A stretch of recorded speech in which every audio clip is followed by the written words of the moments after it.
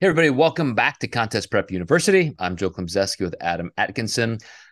Our last episode, we did a feature segment on the current state of coaching. And I thought, Adam, to follow that up with the future of coaching would be critically important for those who are in the industry trying to build a coaching practice.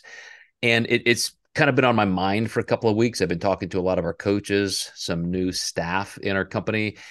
We even did an episode in our flexible dieting podcast with our education director and dietetics director about client coaching communication, how that works. And it really kind of dove into the entire topic of what's current, what's new, what do people in culture need from a coach, because it's incredibly different in different people's perspectives. In chronologically, as our industry has grown, things have changed unbelievably, I think. So first, tell me, or tell the audience, when you started coaching. I know it was around 10 to 12 years ago. Well, I started in 2002, just at a general YMCA. It wasn't for competitors, but it was lifestyle athletes, people with health issues. One of my fourth or fifth clients had heart surgery and had stents put in as well. So I started way back in the day, and then it just really progressed with education. And what really made me was linking up with you and kind of finalizing some things that I thought were true, but on the internet and even through, certification programs, you would hear two sides of the story.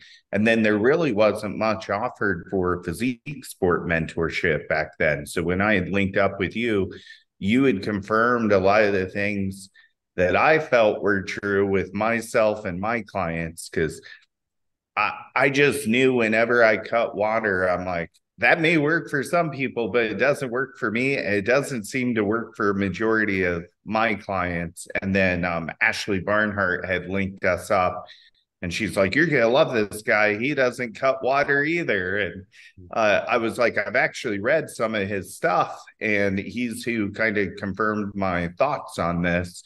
And you were literally the only one who was speaking of that. So that was kind of cool. What a perfect start, because in 2002, I had a similar start.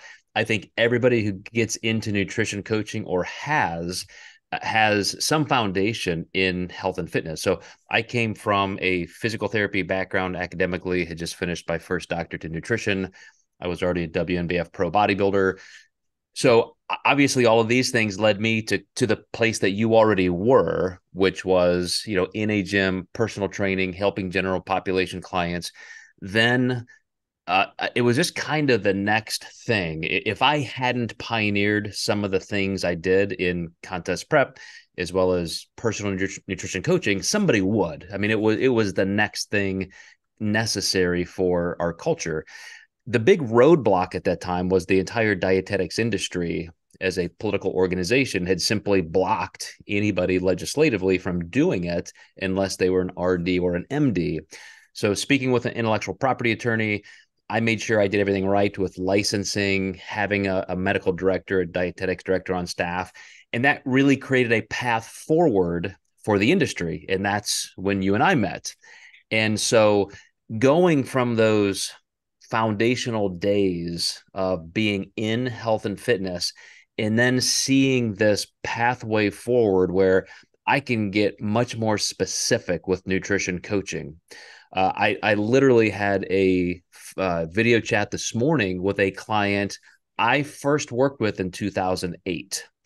So 15 years later, she's linking back up with me. And she said, wow, like what a difference. Like everything you're doing now, from the way you communicate, your app, technology, the things you're teaching me, that is not at all what we did 15 years ago.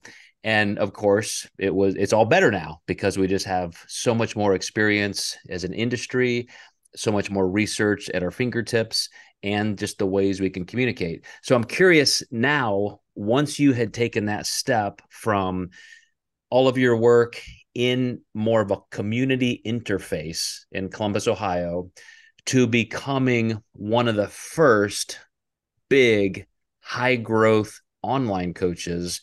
What has that step been like from those first days when you start promoting yourself as an online nutrition coach for contest prep to today? I mean, that again, 10, 12, 15 years in that span.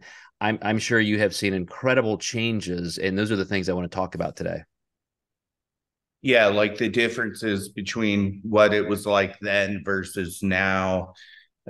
You know, I think for me, being one of the first coaches to really promote macros pretty heavily.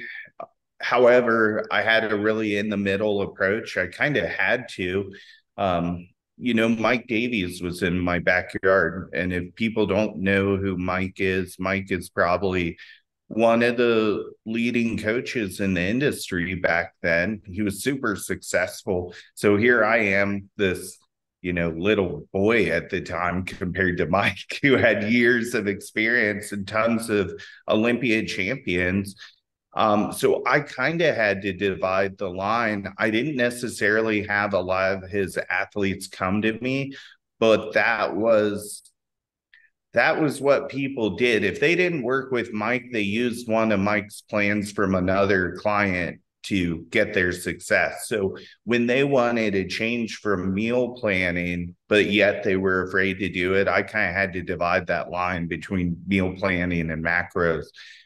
But selling myself as a macro coach online was brand new to a lot of people, and scary for some. Some were ready to dive in, and I think most were ready to dive in. Locally, it was a little difficult because Mike was the king of kind of meal plans. So this was so opposite of what anyone else in the area was doing. So for me to survive, I had to do online coaching because people weren't as open-minded to come to macros. So I had to get my people out of state, bring them in state. And this is how we kind of started encompassing people and bringing them into our home to stay a weekend and come to a show and compete. So we really had to go above and beyond to make a name for ourselves. And, I'll always embrace the grind and the hustle. And I think that still stands true today. One of the best life hacks is work hard, and it'll always be returned well. So that stands true, but it's not as easy because there's so many people who do what we do. We've created a lot of coaches over the course of us coaching athletes, and the fact that we do it well and do it right, they usually do end up producing really good clients in return as well. So looking at that past is exactly the gateway to the future, because you mentioned Mike Davies, and all I remember about Mike was all of a sudden women doing like 500 different kinds of lunges every day. And when you look at somebody like Chris Aceto or a Chad Nichols or a Perillo or Beverly Nutrition or Mike Davies, that's not coaching, in my opinion. That was the last step before we created coaching. As you said, that was just a cookie cutter approach. Here's what I do. Here's my philosophy. Perillo had one. Somebody had another. Aceto had another. And it's just, here's the meal plan. Here's the meal plan. Here's a meal plan. Eat this. This is all you do. And that's, to me, that's just not coaching.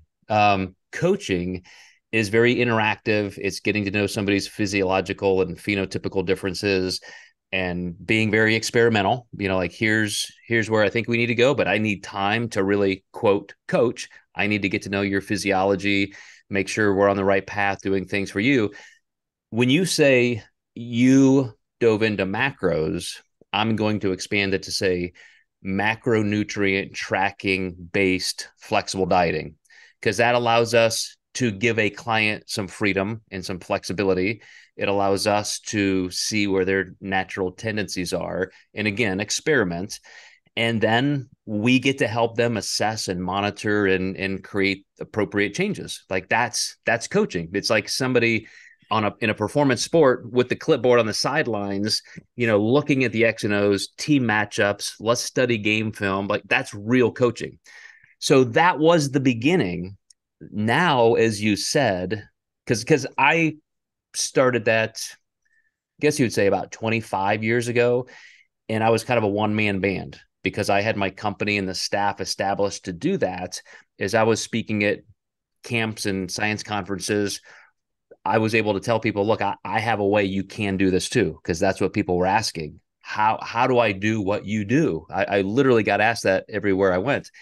And so creating that licensing model allowed for it. Fast forward 10 or so years after that. So now we're in the Adam Atkinson era where you now have a way to do it. Then all of a sudden the floodgates are opened. And now tens of thousands, if not hundreds of thousands of people are coaches, and they're trying to build businesses in an environment where it is incredibly crowded and competitive. So you said it perfectly that you had to find a way to differentiate yourself. What am I going to do different and better that can provide viability for a literal company? I want this to be my career. How can I do that? It is way, way harder for coaches today because everybody in their own town is a coach.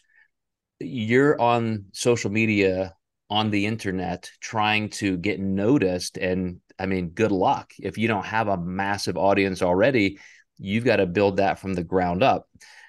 So if you could tell coaches, because I do even want to get into what this means for clients, like what clients should expect from coaches. How do they know they have a good coach? That sort of thing. What would you tell new coaches? Like, look, I want our industry to succeed. I know you're going to reach clients. I can't necessarily. I want everybody to have a good enough piece of the pie. What is their path into the future? What do they have to do? Yeah, I think one of the biggest things is being individualized and learning about the people that you're working with. And I think one thing that'll separate a good coach from a bad coach is your ability to connect with people. And that's usually what draws people in.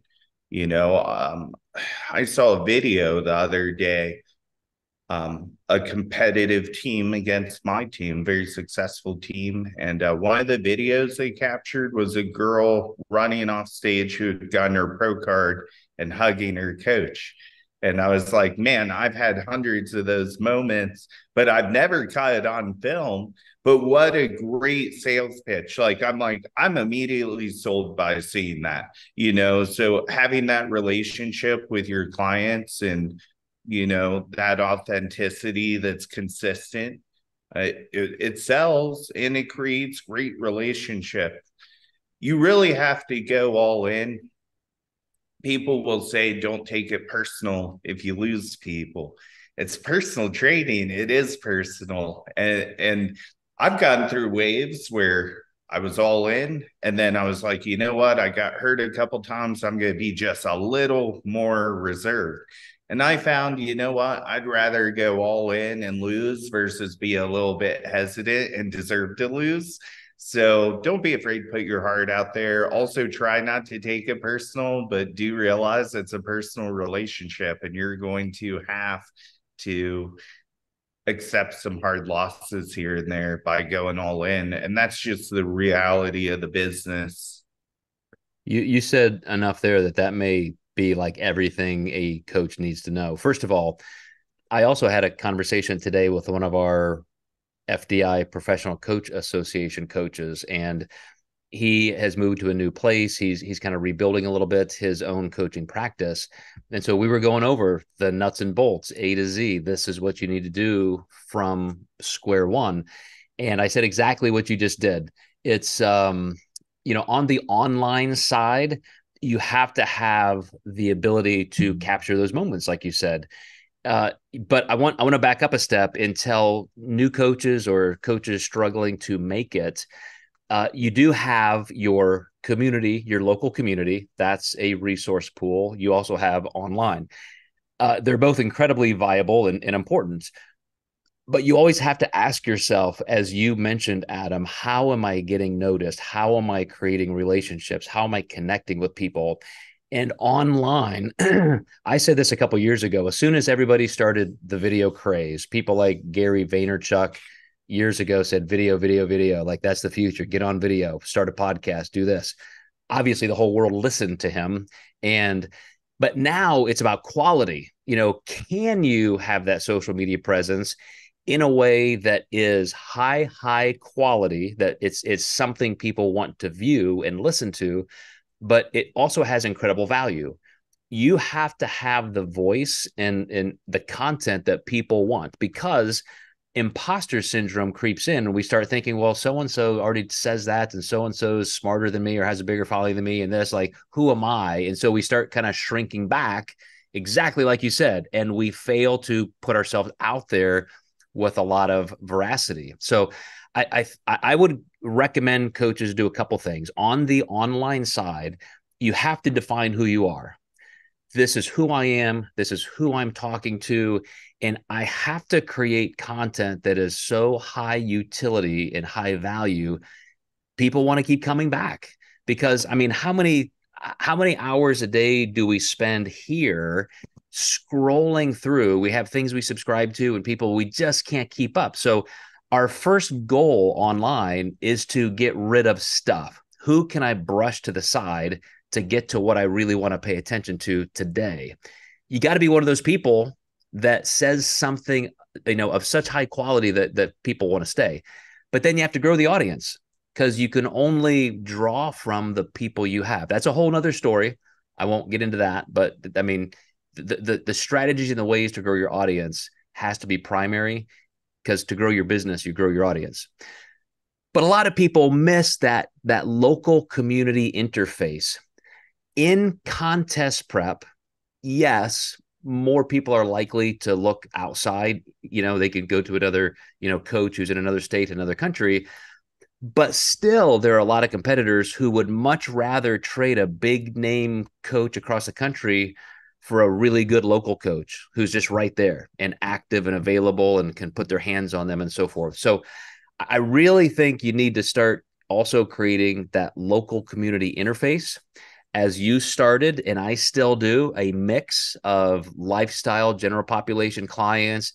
I love helping somebody actually recapture their entire life and health, because they may never even understand what's happening on a competitive stage, but their world is important to them.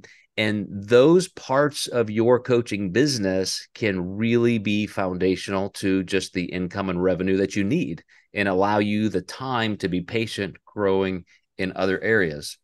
So that said, Adam, as we look again toward the future, because I know you have to, I mean, we have these conversations, you, me, everybody has to think, okay, this is what's happening now.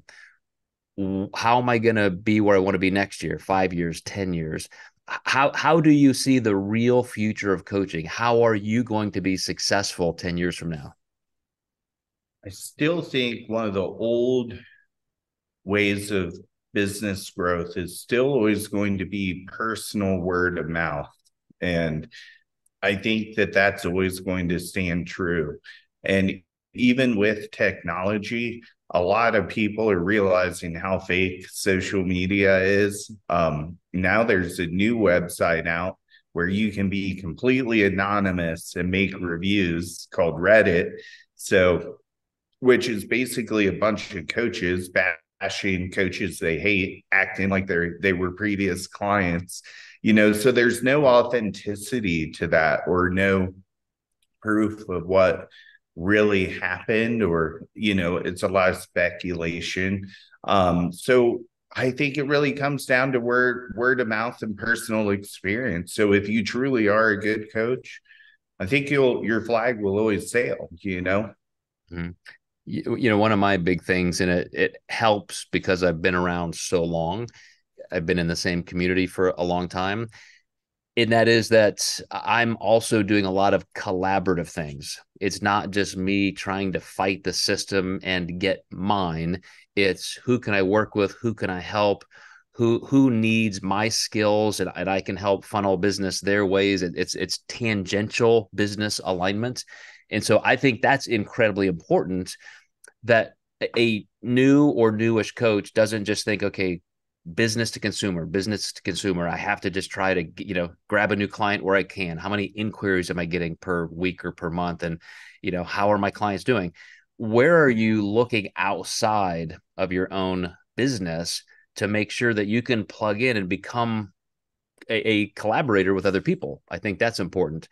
I would also ask you, Adam, just on the client side, when we talk about the future of coaching, how has your ability to not only communicate with, but educate and support clients, how has that changed in the last 15 years? And where do you think that ultimately goes in the next few years? Technology's changed a lot to help me versus typing. You can send an audio message to a client, or you can actually see someone face to face on a Zoom, which is kind of nice to see people's body language. It's a lot more expressive. When you're doing problem solving too, it's super helpful. But recently, this past year, we had added daily Zoom calls for my clients. Anyone can join in, so they can jump in every day and have a conversation with me if they want. A lot of my clients like doing their check-ins through there, like having their check-ins done publicly. And I'm willing to do that because I know my program's not cookie cutter, so I'm not exposed at all. You can hear what this person's macros are because yours are way different. So I have nothing to really fear there. And people can actually hear the process and have faith in the process by hearing what's going on behind scenes. Mm-hmm. What do you think the next 2, 3, 5 years looks like? What are things that you see culturally perhaps changing, making even more important for a coach to be aware of in terms of client service and connection? I honestly think my platform and doing that is going to be something that's a little more mainstream. It's pretty early, but I've already had a lot of people DM me and say, I wish my coach would do that. And he said he won't. So I'm going to switch to you when my contract is over. And I've had people say, my coach actually added this because of you. So I do think that it's kind of the new macros per se, and it's kind of catching on. And I think the flexibility of online coaching and the schedule is great, but I do think that that's going to kind of separate clients and to go different directions if they can have a coach, even if they're not local, online, that's willing to set aside time to talk to you every day. I think that's a huge difference. And especially publicly making the changes, you really put your neck out there. So I guarantee the coaches that are just sending the same meal plan to everyone, they're not going to allow that to happen. So evolve or die. It's funny you say that because another coach of mine I was speaking to this week, I use this phrase. First of all, it's because he is a coach. Somebody approached him, kind of trying to poach him. You know how everybody has staff and coaches and so forth who works for them and all that. And I said, look, first of all, that's normal. Like expect that. But I don't play that game. Like I'm not trying to get somebody else's clients to think I'm a better coach and come over to me. I'm not trying to scoop up coaches from other people. I'm a bit maybe passive in this, maybe secure and confident is another way to say it, but also just ethical. I feel in that old school way, if I'm good enough and I'm doing what I'm doing well, then that will attract people. Mm-hmm. And that's the end of the story. I'm going to worry about what I do and let the chips fall where they may.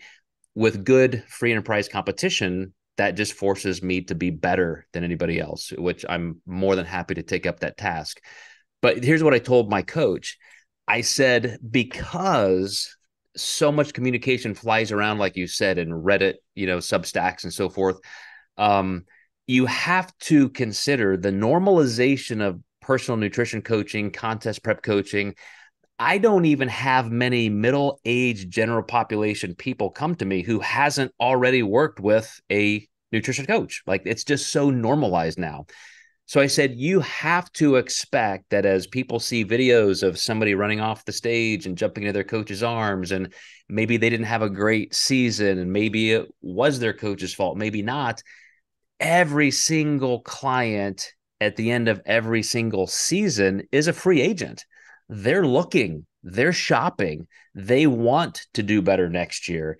So you have to be the person out there with some visibility, again, with the kind of content and the kind of quality in your production, the conscious intent in how you convey information to people has to be so good that when somebody's making that decision, I don't know, should I stay with the same coach or should I switch now that this season's over? You want to be the person that pops into their mind. So again, that kind of competition makes us all better if you're willing to do the work, as you said, get involved in the grind and make sure that's part of how you spend a great deal of your time. So for the clients searching, I would say this, a lot of nuance to this, but just hopping around from coach to coach doesn't necessarily, benefit you, but certainly look for the people who you think you can stay with for a while and learn from. And as I tell my clients all the time, you've been with me for a long time. We've done everything we can. We may be hitting it so well. I know your physiology almost better than you do, that it's a no-brainer. We're going to keep hitting best after best after best. But once in a while, you want to go try something different. I fully endorse my clients to do that. Please go work with somebody else. I can give you a list of people I would recommend who are fantastic. A lot of those clients come back because they realize, it was great where they were, but it was also beneficial to go learn some other things. So again, I'm somebody who looks at the future as that kind of a wide open, every contract expires at the end of every year person. And you have to be ready to be so good that, as you said, Adam, you're earning that word of mouth work. So as a note to actual clients who have those choices and thinking of the future of coaching, who do you think is going to attract those clients? And I don't mean by name, but what kind of coach is going to be the one who really succeeds at winning that client acquisition game? Yeah, I think there's probably a lot of parameters people pick coaches off of. It's going to be different per client. Some, if they see someone win 7 pro cards at a show, they're going to be like, that's the guy I'm hiring, or girl, just because they had that much success at one show. And, they may not look into the details of this coach is paying these clients to be on their team, or, there's a lot of different ways that coaches can be successful. And you might get blindsided, not even interview the coach, and then realize you're doing the same exact thing that everyone else was doing. And maybe you don't have the exact genetics that those people had that won with that coach. And that's always the case, right? The genetic variances are going to be way different unless you have a twin. And even then, in those situations, I've seen differences, So I still think there's a type of sales tactics that work, but I do think down the road, it will get exposed as coaching keeps evolving, and people will realize eventually who their best interest is, behind them, and people who are not. Mm-hmm. So again, you're just always a step ahead of me. I'm going to close by springing off what you just said. You reminded me that a staff member this week said, man, Joe, I see it so clearly. You started the whole personal nutrition coaching industry. Everybody followed you. You started a certification agency for nutrition coaching. People followed you. It started copying that. You started doing business mentorship specific for nutrition coaches. Now everybody's a business mentorship coach. And he was kind of like, damn it, why are they doing this? And I'm like, nah, that's perfectly normal. Like, the person who creates something, that's a good thing. The person out front just has to keep recreating, being inventive, and doing things better. And that's what everybody now has to do. That's the responsibility of every coach. How can I be the best for my clients, and then the best so that I can acquire new clients? And I will just close with this. Those of you really trying to succeed, simply look outside of our industry. This is a very normal business cycle. Everything kind of just like evolution, not the phylogenetic tree model, but the grass of a field. Things start sprouting up, and it's more like the grass of a field. All of these coaches are here, and then all of a sudden dominance takes over. Somebody starts becoming more dominant, and then the food chain changes. And so all of a sudden now you have centralization. This is a business concept. So think of Walmart, then Amazon. All of a sudden everybody's going under because they're absorbing all of those small businesses. But then what happens? Everybody starts bucking against the big guys and say, well, they suck. They're not great at service. It's so corporate. They're killing the small guy. And all of a sudden you start getting people looking for that boutique person who can offer better service.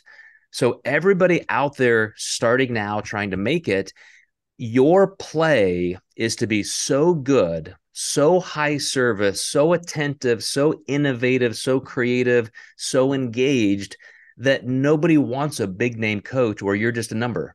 Somebody's got 200, 300, 400 clients. You're not going to get shit from that person.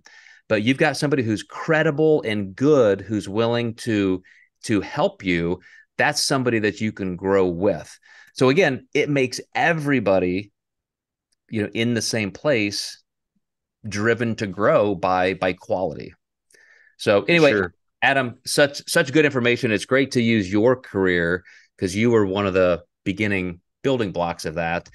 And I think things are going to keep changing faster and faster and faster. And I'm for better coaches surviving so all clients can have good coaches. And like you said, I think evolution will take care of it. Evolve or die. The bad coaches, won't be around for a while. All right, guys, thanks again for listening and watching Contest Prep University. Adam and I will see you again next time.